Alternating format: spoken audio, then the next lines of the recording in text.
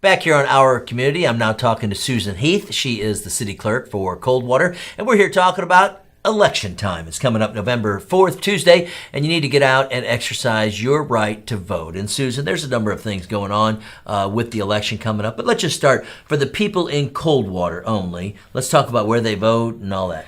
Well, everyone who lives inside the city of Coldwater comes out to the Dearth Center at 235 East Garfield Avenue. We have Ward 1, 2, 3, and 4 all under one roof, so it makes it nice and easy one stop. Exactly. And what time? 7 a.m. to 8 p.m., just like always? 7 a.m. to 8 p.m., just like always. All right. Now, for people that are absentee ballot voters, when is the last moment that they can also get one, and then when do they have to have it back? Well, they can get one now, right up until the last Saturday before the election, 2 p.m. I will be in the office for several hours that Saturday if they wanted to stop in and see me and get a ballot.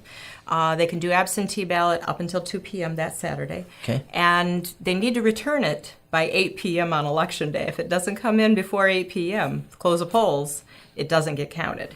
I wouldn't recommend waiting till that last day, that last hour. Exactly. And we've got a lot of different things on the ballots for you to vote on. And if you're not sure if you're registered or you're not registered or where you're registered, you get college kids coming back and they don't know if they, let's see, East Lansing or Quincy or where. Yeah. Can I check that online? Yes, you can. You can go to www.michigan.gov/vote, and it's the Michigan Voter Information Center.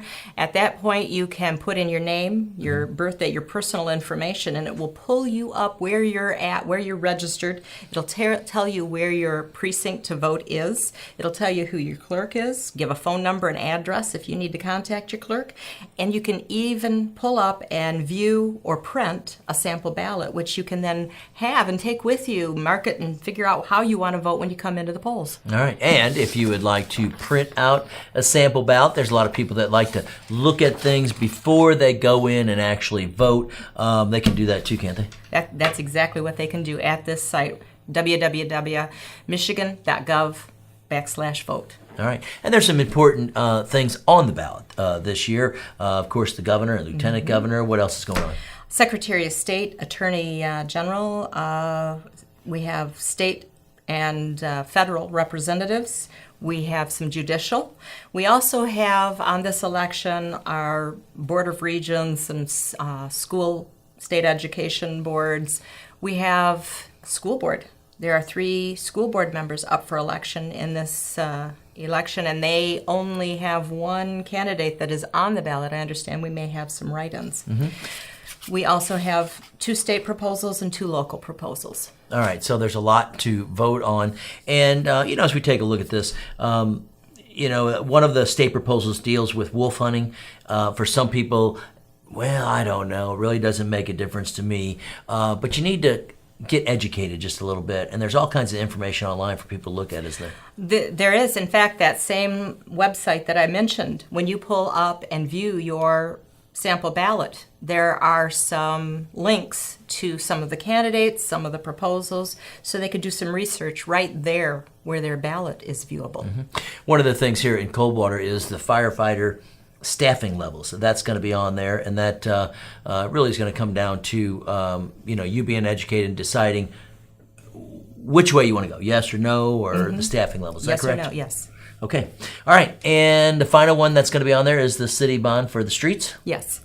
All right. And I would ask her more, but she can only tell me what's on the ballot. Is that correct? That's correct. I can't give you any advice on what to vote for, who to vote for, or how to vote. Okay. But you can get all the information online. And don't forget, with a lot of these ballots, and there's a backside, too, to a lot of these. Yes, don't forget the back of your ballot. You don't want to miss that opportunity. Okay. Anything else that we should know? Well, on this ballot, this is an opportunity. You can vote straight ticket for the party of your choice and not have to do anything else until you get to the judicial.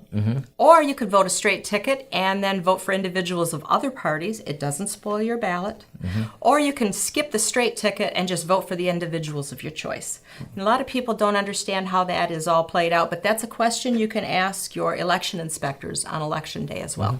So as you go in, get educated, and then go make your your voice known. Yes. You can't crab if you don't vote. That's correct. And a lot of Americans do not come out and vote. I was going to ask. They do talk about it. I was going to ask, are you expecting a big crowd with the governor being up for election, or is there some kind of levels you're looking at? Well, I've always been surprised. I like being surprised. We think we're going to have a small turnout. We end up with a whole lot more. The last election in 2013, we anticipated a small turnout, and we used up every ballot in Ward 3. There you go. All right. You never know. All right. Well, Susan, thanks for being with us. Thank you. All right. Susan Heath. She is the city clerk for Coldwater. I'm Tim Hart-Haverhill. Stay with us. We got more coming up. You're watching Our Community.